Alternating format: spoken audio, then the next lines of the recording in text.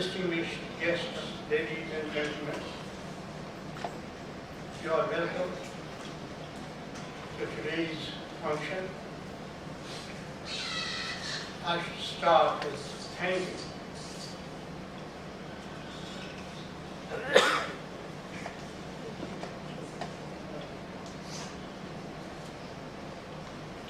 to the chairman of the college who provided the venue for today's function, and the organizers of Kashmir Studies Center, of which I am also a member, who invited me to make my presentation. I thank you all.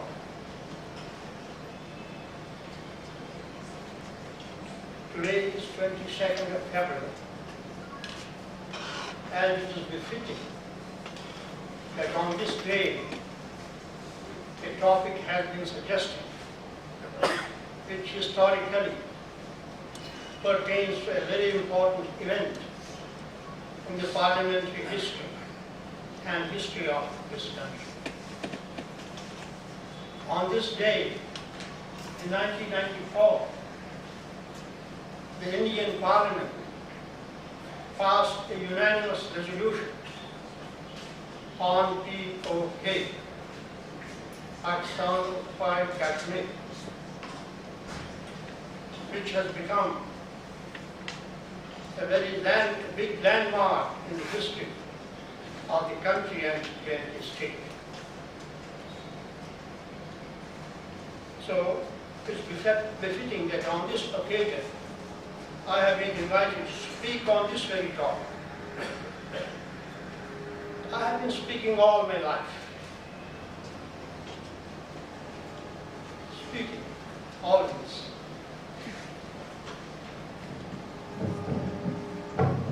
Without knowing the effect and impact of my speaking. But today's lecture, I give it a bit significance for one particular reason. When I was informed to make preparation for presentation on this subject, I tried to recollect some of the memories I had, and in the course of my research, I came across such information which I myself never knew. So, in a sense, what I speak today is history, which I myself did not know.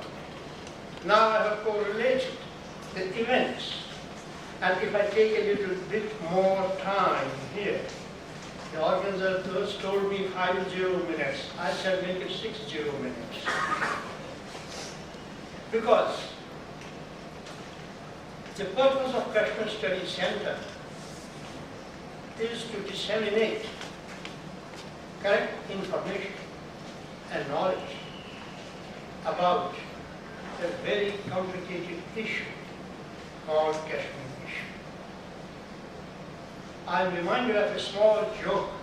In 1992, we Kashmiri Pandits, after our exodus, came in a small delegation, about 10 or 12 persons, to Delhi to meet the parliamentarians and apprise of what had happened in Kashmir.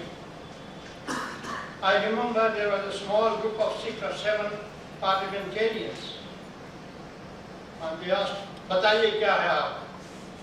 So we told our story to them.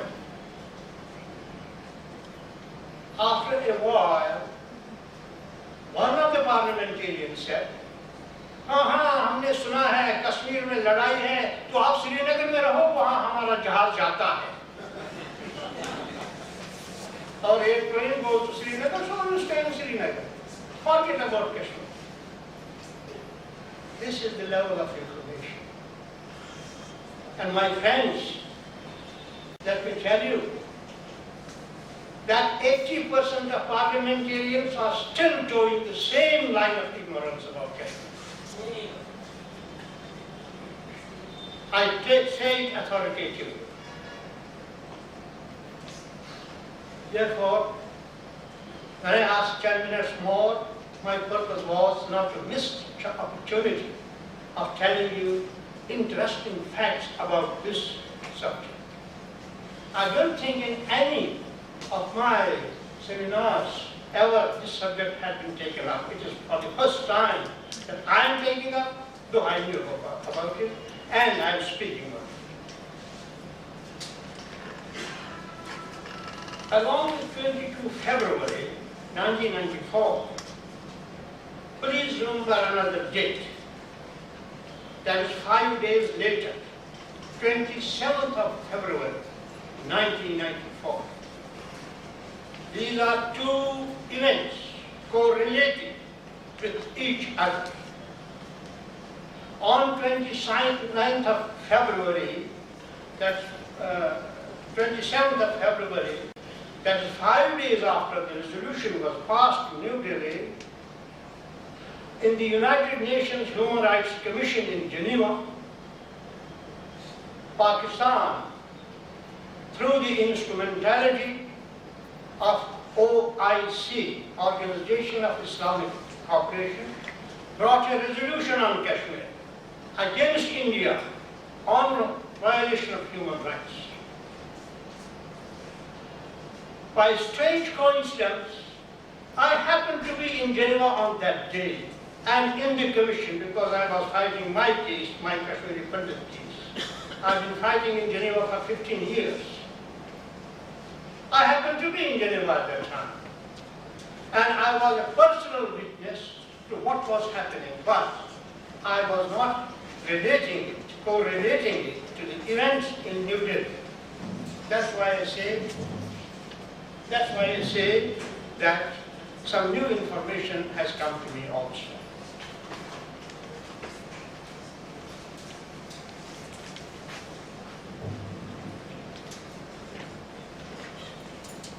The 22nd February resolution of Indian Parliament was mooted by chairman of both the houses, Rajya Sabha as well as Lok Sabha, and it was unanimously passed. I'm not going into the details of the resolution. I'll point out only to three clauses I read. Number one, please mark sentences and terms. The words carry meaning, they are pregnant with meaning because the entire debate will be on those words. Therefore, you have to pay attention to the words.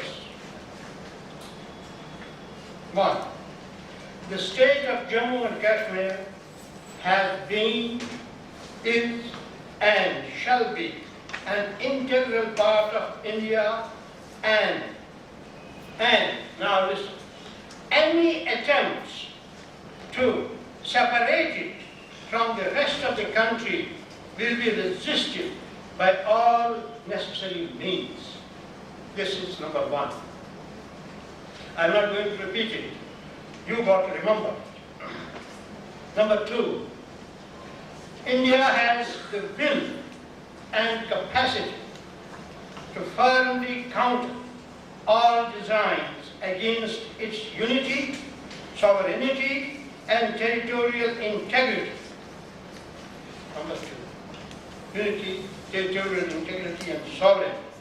And number three, demands Pakistan must vacate the areas of the Indian state of Jammu and Kashmir which they have occupied through aggression, and resolves that all attempts to interfere in the internal affairs of India will be met resolutely. This is the core of the resolution. There are other items also. I'm not going to waste your time on reading. You can read it in the net or in the documents. Now,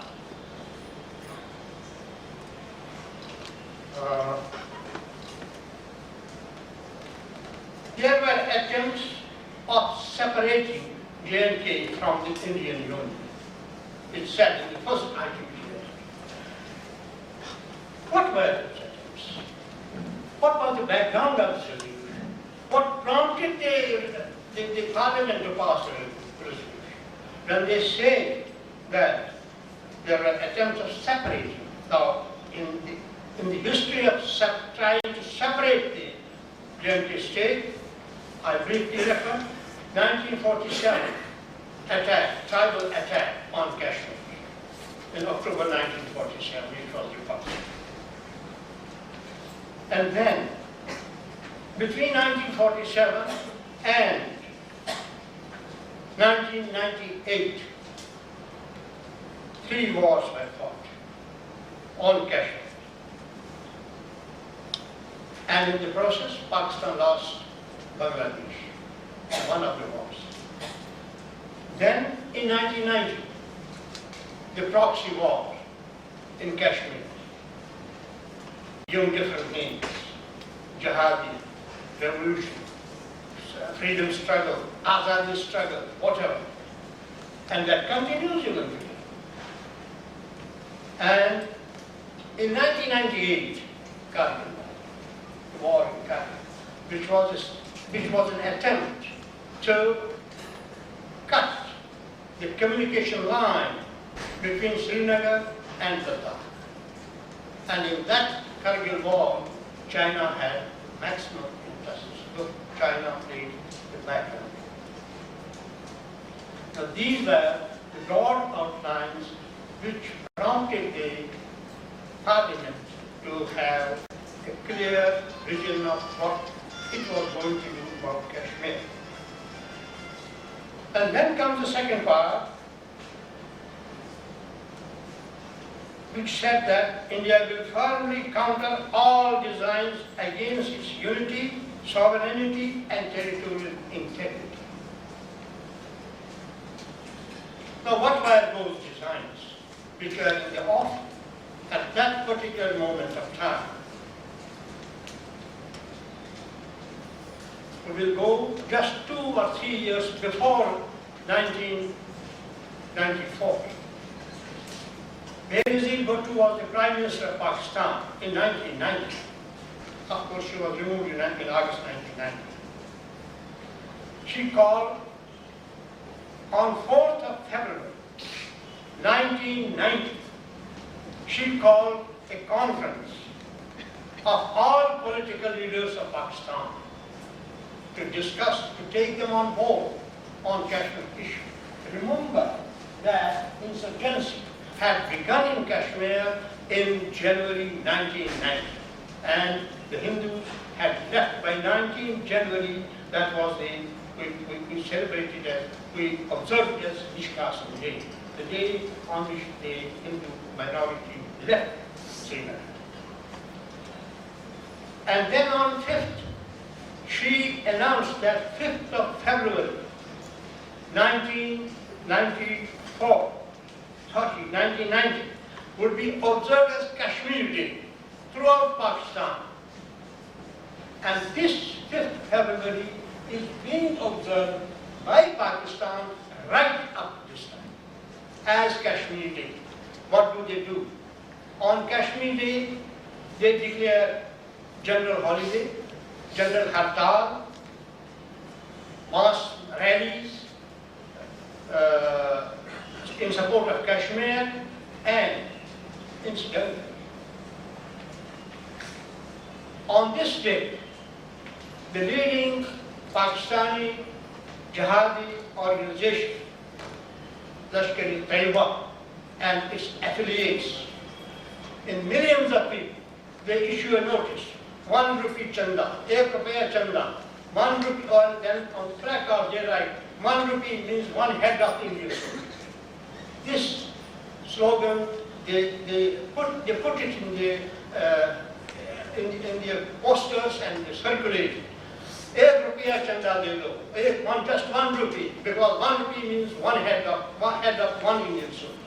This is the type of propaganda which is started on Kashmir Day, right up to the recent 5th January. on which a mass rally was held in Lahore and other places.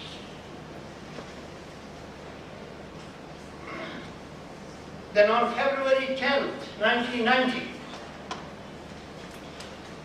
two houses of parliament of Pakistan, both houses, passed a resolution. That is, 12 days before our parliament passed a resolution. A resolution was passed in Pakistan Assembly in which they demanded that Kashmir issue should be resolved on the basis of United Nations resolutions 1948 and 1949, and that Kashmir was a disputed. Pakistan did not accept accession of Kashmir to Indian Union. This was the resolution which Pakistan had passed. Assembly had. I never knew that days before our own resolution, they had no resolution. Then on 13th March 1990, when insurgency in Kashmir was at its peak, at its highest, Benazir Bhutto, the Prime Minister of Pakistan, I am taking you back in history, those days, because I am tracing the background of 1994 resolution.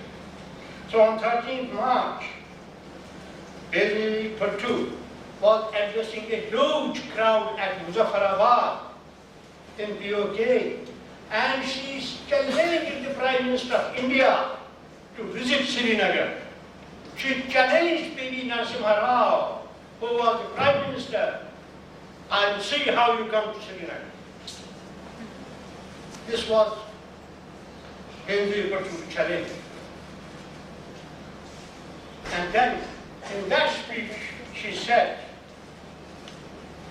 she promised 1,000-year war. 1,000-year war is in course, in support of militants, and announced the creation of a 4 million fund to support the freedom fighters across the line of control. Even funds were announced, and she announced that for 1,000 years she would fight the war of Kashmir.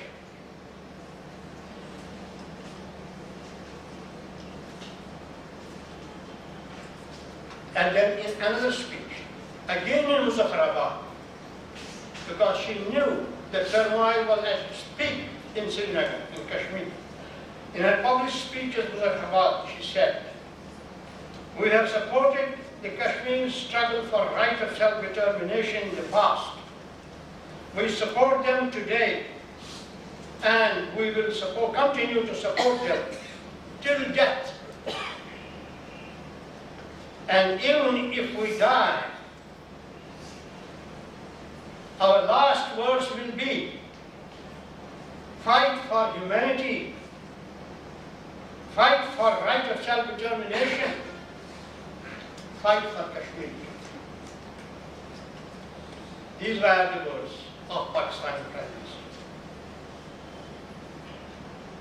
And then she was removed in August, same year.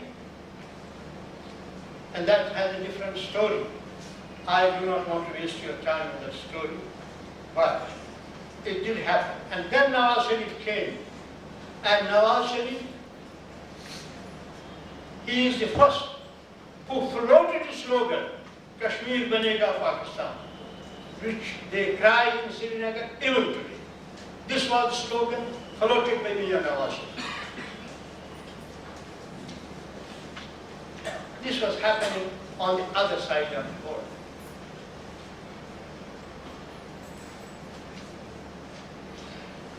Before I continue, let me make a short interview, just 2 minutes, to tell you that Kashmir has 3 regions, which you will see in the map of this book. You can see here in the map. Ladakh, Jammu and Kashmir.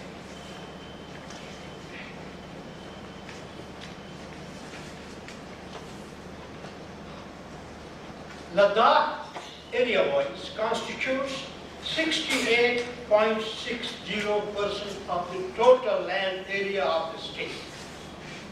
68, and Ladakh district is the largest district in India.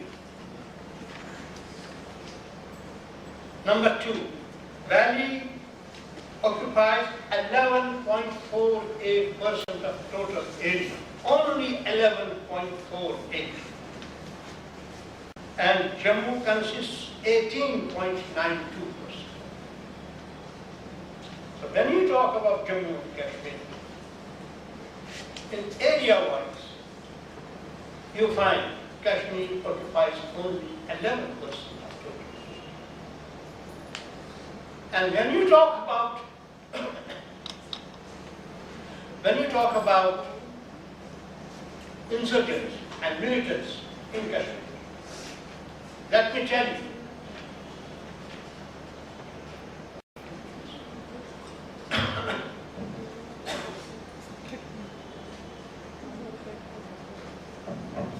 out of 22 districts of Jammu and Kashmir, insurgency prevails only in 4 districts: Shopian, Pulwama, Srinagar, and Baramulla. It's only 4 districts where militancy is existing.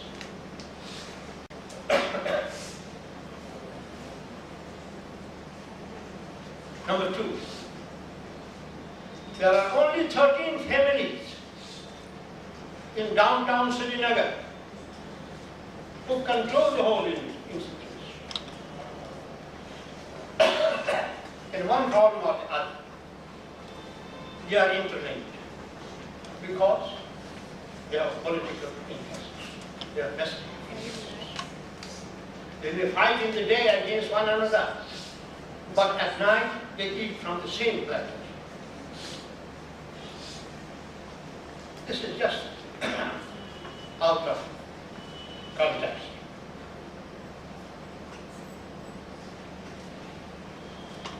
Now, in this area which I am talking about, Jammu and Kashmir, there are some important highlights to be made.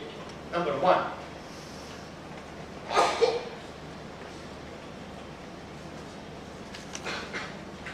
the entire region of the northern area, the Gilgit and Baltistan, which is now under occupation of Pakistan. Pakistan has offered this area to China. I will come to that later on.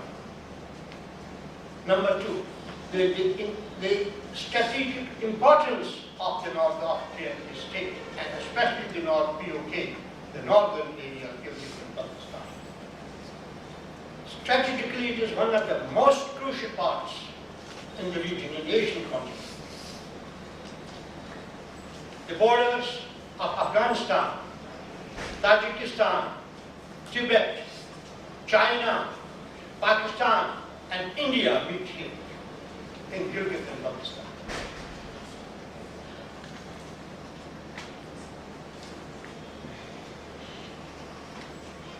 China has already made a link called the Karakoram Highway from Xinjiang right up to Karachi over the Karakoram mountain, which was once called formidable, impassable. They made it excellent.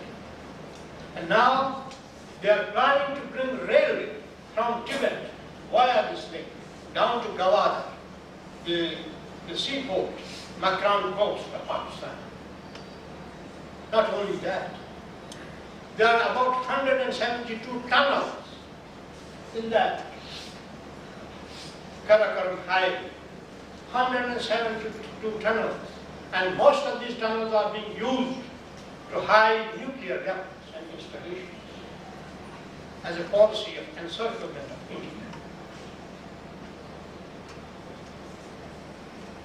China has made permanent military barracks all along those roads and links.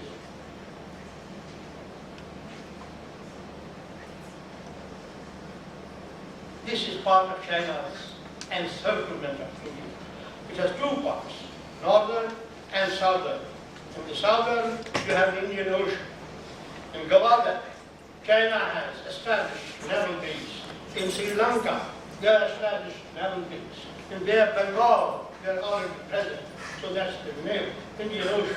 And then in the northern, entire Karakoram Range. What they call, Chinese call it the necklace of pearls.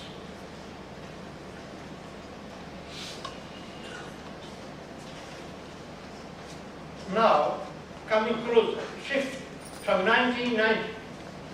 Let us come closer. I told you what happened in 1990 when insurgency was at its peak in Sri Lanka. Let's come closer to 1994. What was the immediate background of this 22nd February?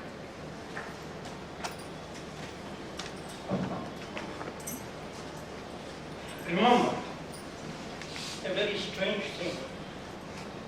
I'm going to tell you.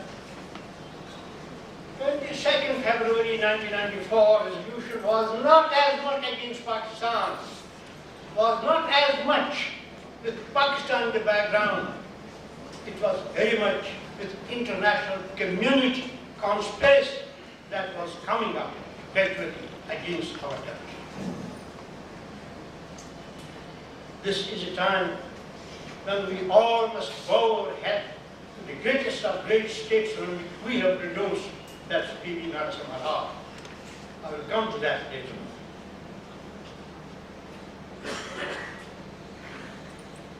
On 7th of May, now please mark the dates. On 7th May 1993, just 1 year before, almost 1 year before the resolution was passed, on 7 May 1993, separatist leader of Kashmir, Professor Abdul Ghani Bhatt, he happens to be my colleague. We are very great friends of Korea, of President of Korea. Abdul Ghani Bhatt,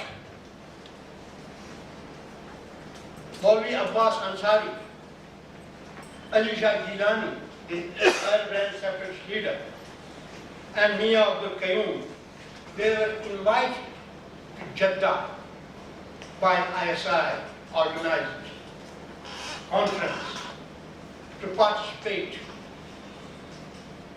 and present their case of separation. Count of India refused to resort to that. This is a historical happening, but you have to relate it to the resolution which came later. On 19th May, a few days later, in 1993, John Malott of US State Department visited Delhi and asserted that Kashmiris were a central party to the reference to Kashmir in his speech to the General Assembly of the United Nations. It's a real, never happened, but he made a reference. It was to bolster the cause of Pakistan. Then in October, Mrs. Robin Raffet, again Assistant Secretary of State, I met her, openly said that Kashmir was a disputed region, and by the same logic, she meant to say that accession was not accepted.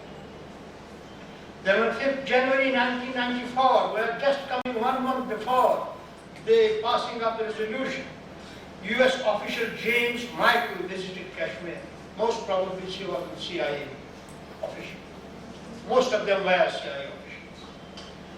And then again on 6th January, a day later, Michael Meck, British Shadow Minister for Citizenship Rights, visited the valley. This was the thick of fighting, when the thick of fighting was going on in Kashmir. Then on 9th January, 2 days later, McDermott, US Congressman, accompanied by Mrs.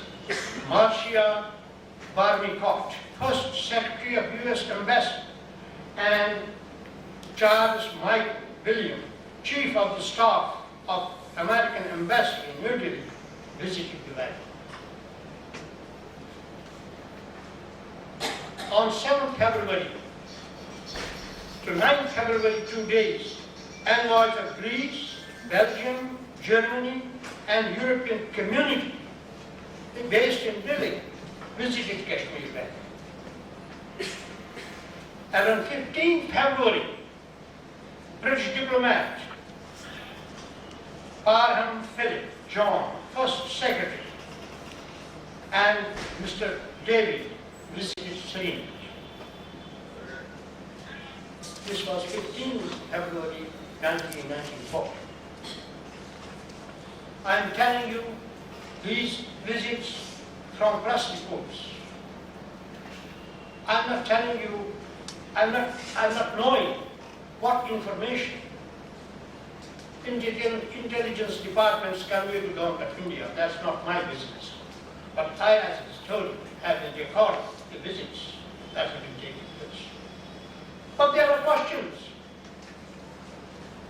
Can you keep this in mind? Why did these people make a beeline to the valley at a very particular time period of time? Why? Who were they meeting in Kashmir? They were not meeting the governor, not the chief minister. Who were they meeting? And what were they talking about? All that we understand is that a secret conspiracy was being hatched by these people without letting anybody know.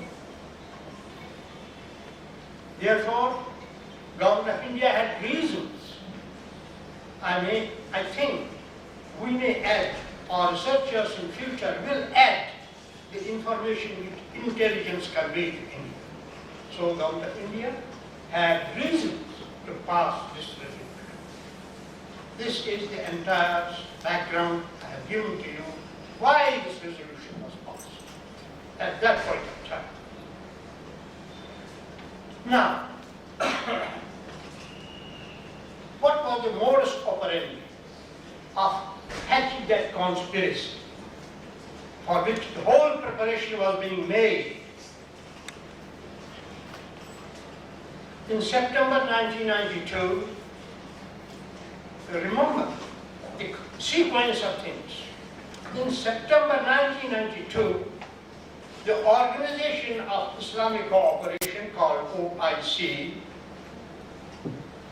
decided by consensus to send a fact-finding mission to Kashmir.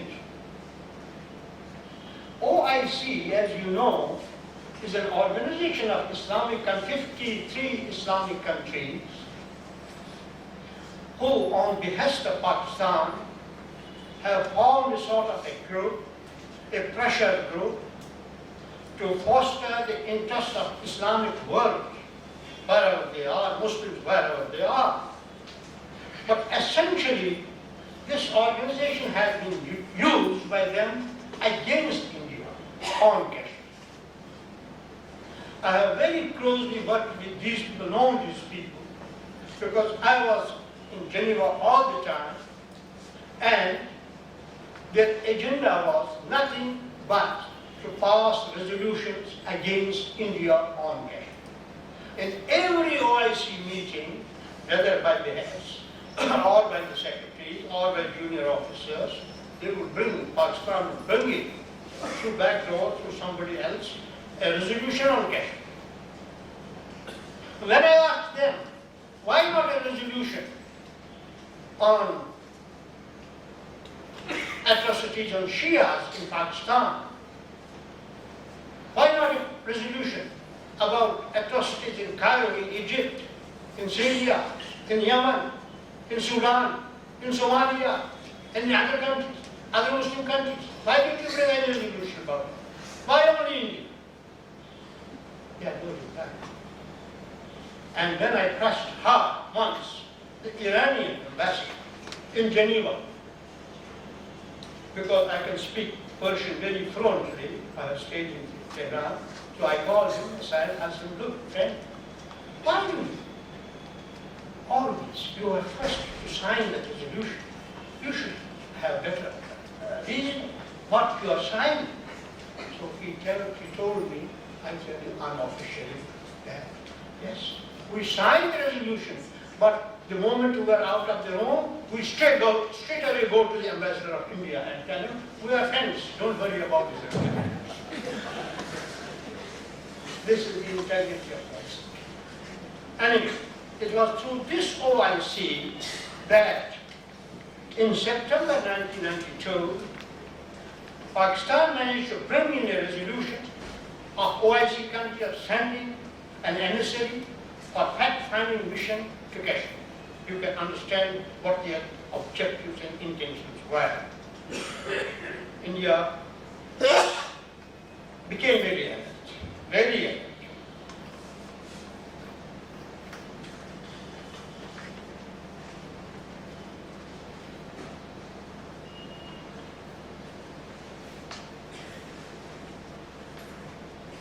Then on 27 February 1994, just 5 days after this resolution was passed, Pakistan got a resolution tabled at the United Nations Human Rights Commission through OIC.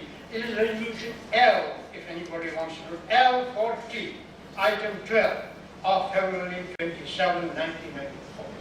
This is the resolution Pakistan got.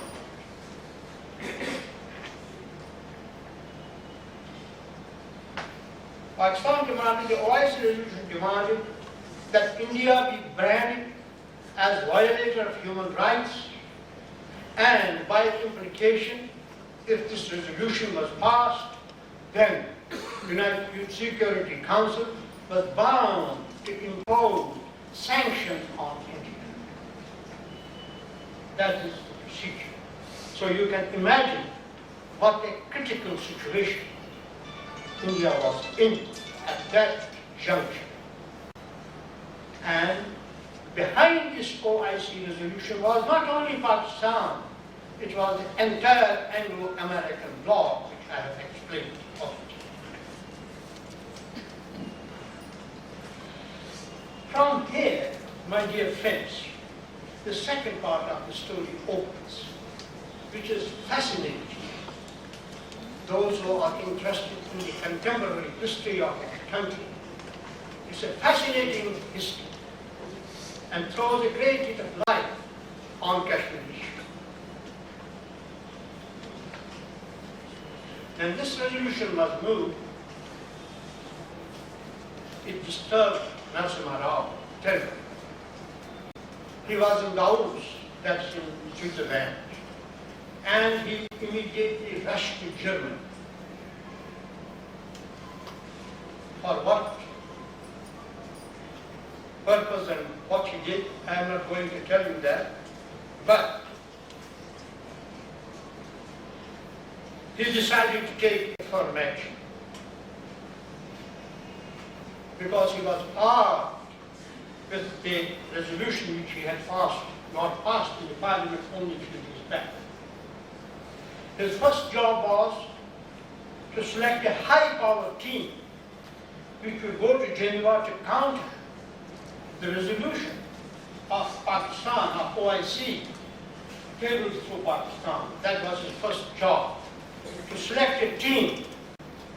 And here comes the great wisdom of this man. He selected the chief, the leader of the opposition, Atal Bihari Vajpayee, as the leader of the delegation. There comes this, what I said in the beginning, this is great statesman, unparalleled statesman, the truest of true nationalists. He did not look to his party, he looked to the interest of the country. That is what we are lacking today, unfortunately. My friends, I have been a witness to that here. I distinctly remember such a drama before my eyes. And there were a full team of Indian diplomats, T.L. Cole, Salman Khurshid, who is now the foreign minister, he was the deputy foreign minister. Two persons were specially selected by Rao. One was Salman Khurshid, other was Farooq Abdullah. Salman Khurshid because he was a Muslim, Farooq because he's a Muslim, and because they are aggressive in their argument, So they were selected. It depended on them. And Farooq Abdullah played a very, I will say, the crucial role. He said, perhaps you don't know Farooq Abdullah very closely. I know him very closely. He said that Kashmir is a nice place to play golf. And then, addressing the Pakistanis in the assembly, he said, you are speaking for Kashmiris. Come on, any one of you stand up and speak Kashmiri to me. You don't speak Kashmiri. How do you defend the cause of Kashmir? You can't speak a single word of Kashmir. This is a very simple argument, but it worked. It worked like hell. And they were all disarmed. So this was the job for Narasimha Rao did. And then he called 6 members, 6 ambassadors of 6 countries in New Delhi who had influence with OIC. He called them and he talked to them what OIC was doing and what were the repercussions. India, the second largest Muslim population, should have been a member of the OIC. And now a handful of people are coming and trying to pass a resolution against what he asked them, what will be the repercussions of this resolution if it is passed on the Muslims of India. This was precisely the question which I put to the Iranian ambassador in the lounge in Human Rights Commission, Geneva. And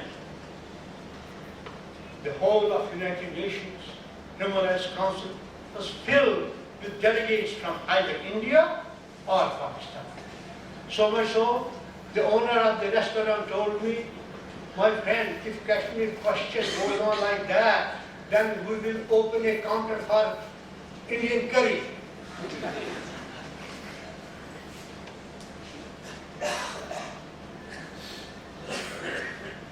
And Pakistani delegation, they dubbed Salman Khurshid as a rented Muslim.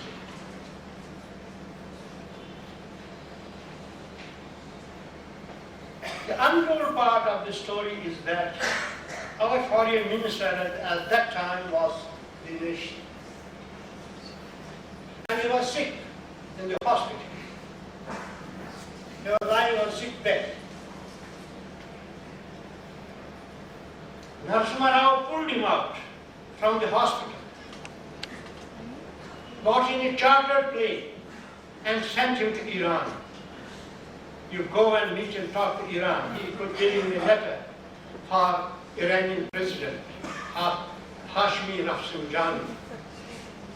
This was a personal letter, most probably written in his own hand.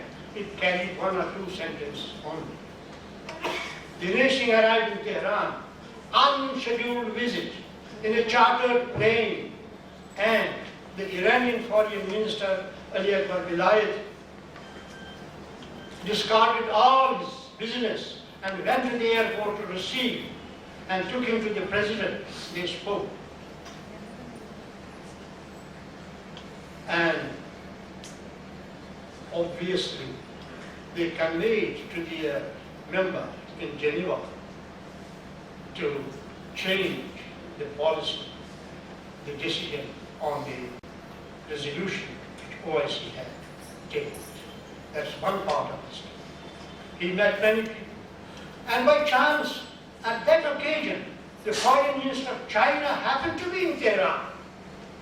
And Dinesh Singh met Chinese foreign minister and talked to him, and managed to register his support also. And Chinese foreign minister promised that they would withdraw the resolution. It will not be allowed to pass. China had her own reasons, not for the sake of love of India. China, you must know, has 2.5 crore Uyghur Muslims in Xinjiang who are also vulnerable to jihadi impact and they want to save their seat. Therefore, they were against this type of resolution. They secretly promised to India that they would withdraw at the 11th hour. With this assurance from Iranian quarters, the nation returned. Returned where? Not home, returned to his bed in the hospital. He was sick.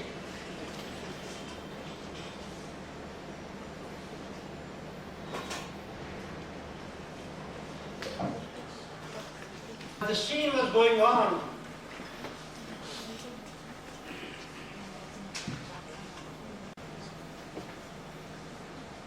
Outside Geneva.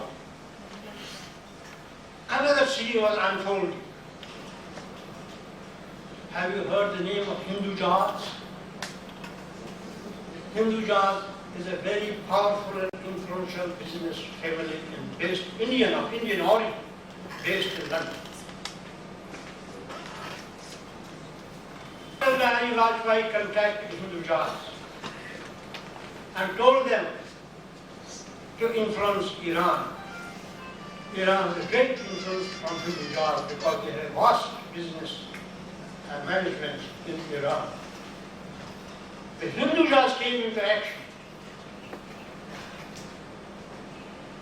And next day, after the resolution was withdrawn, the Hindujas threw a party, a huge party in Geneva, in celebration of withdrawal of the resolution, failure of the resolution. So Hindujas played, Atal Bihari played his part. The resolution on 7th March at 5 o'clock, the resolution was, the time was announced for discussion for voting. Indonesia and Libya, two countries, walked out without casting a vote. And then Iran announced that we withdraw from this resolution for further consultation. And it was followed by China. And then Pakistan at 50 minutes on that day, formally, officially withdrew its resolution, and India won a great victory.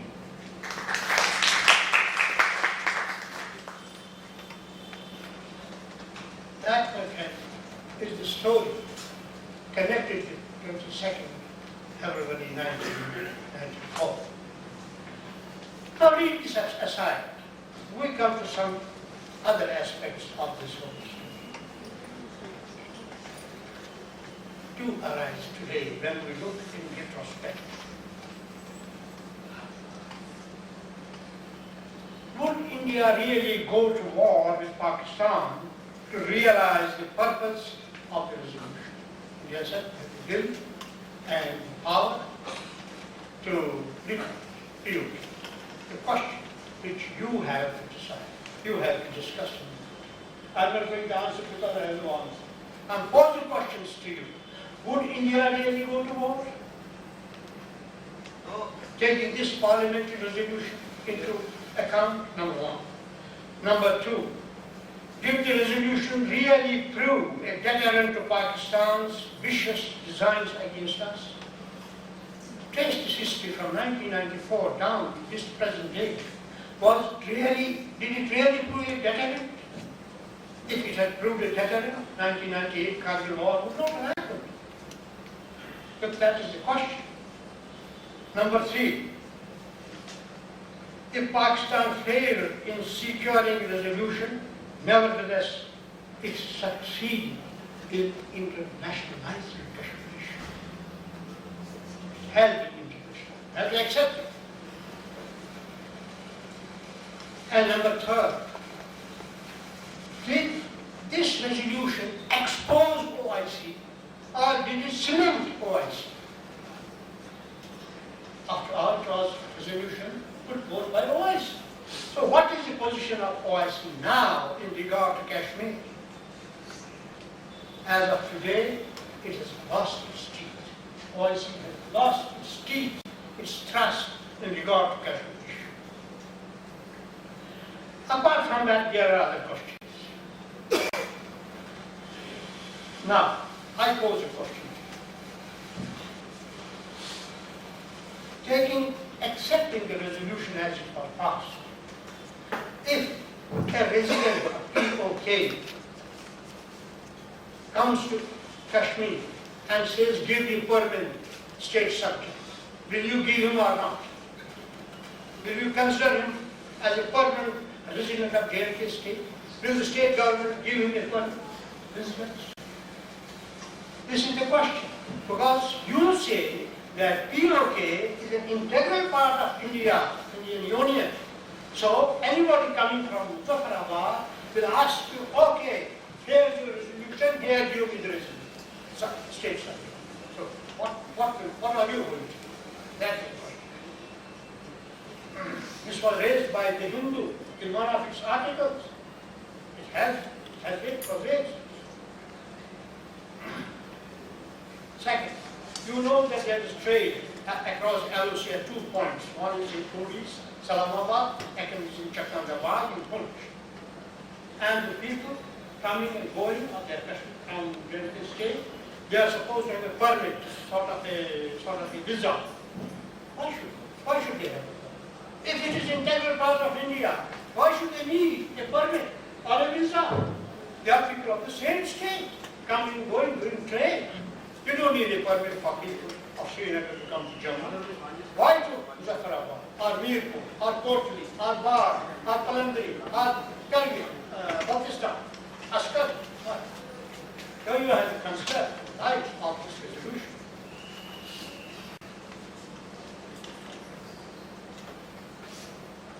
And third and very crucial question.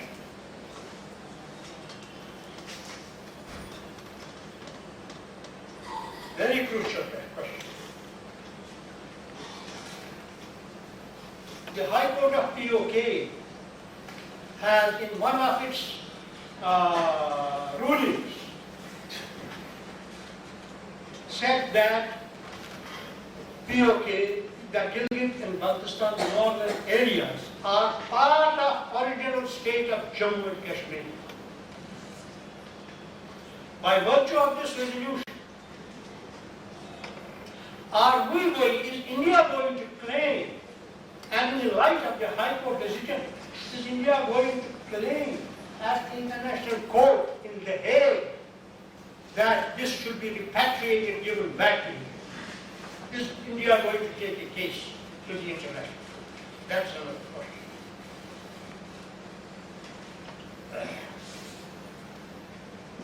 From what I understand and what you also know, India has bitter in regard to this resolution. And bitter very bad. This government is bitter very bad. I'll give you a couple of instances. Through its various policies and acts. When there was Kargil war, the resolution said that we will not allow an enemy to have his way. When there was Kargil war, was not that the opportune time for India to declare a war on Pakistan or to send in forces to capture POK? That was the opportune time, but they did not do. In other words, they themselves denied the validity of the resolution. That's the question. Second,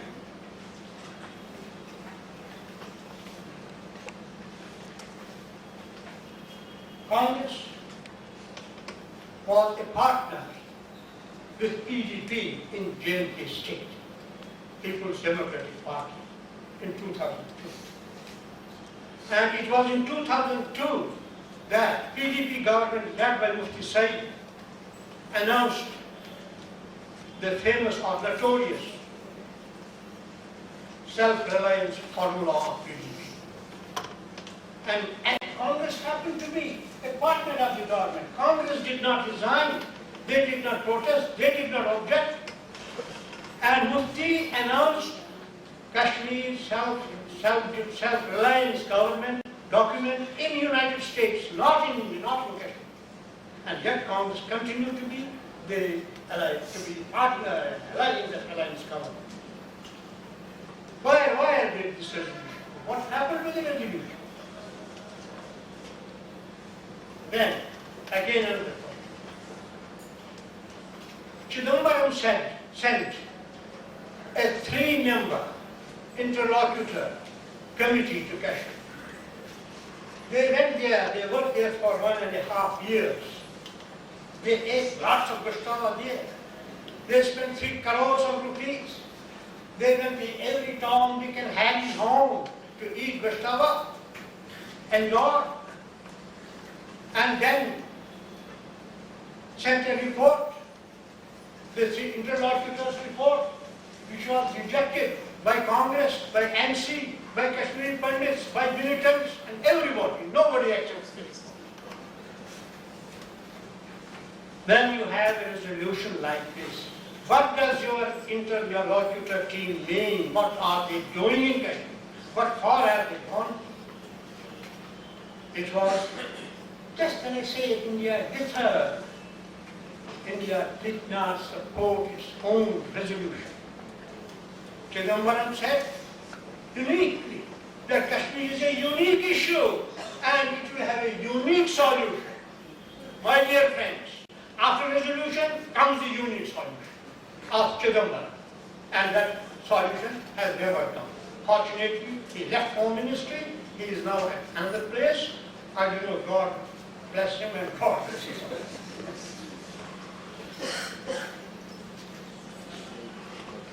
And you know, day in and day out, Prime Minister making offers to militants. We are prepared to talk to you. We are prepared to listen to you, what you are saying. We can send. They send BSF airplane to fetch Yasin Malik from Srinagar from Kars. And Yasin Malik is the chief of Kashmir Front. He is the man who shot dead 7 airmen who were waiting on the bus stop in Srinagar. And the BSF plane goes to fetch him. This is how 22 February resolution is being implemented. Next, we have tactical diplomacy, we have secret meetings, we have peace-building measures, we have people-to-people conferences. Everything is going on to resolve the Kashmir situation. And the resolution, by and large, has been watered down. You know, Nehru has said about Article 370, gis jayega. So resolution he gis gaya, ये resolution gis gaya, और 370 वही को वही है. I think I have taken a lot of your time, my friends, and you have listened to me very patiently. I think I should put a halt to my long discourse here. Many things could be, many questions could be raised, many answers, many situations could come up for discussion. Kashmir is a very complicated issue. I have only today given you some inputs about this particular theme which you have very nicely taken up. I thank you all.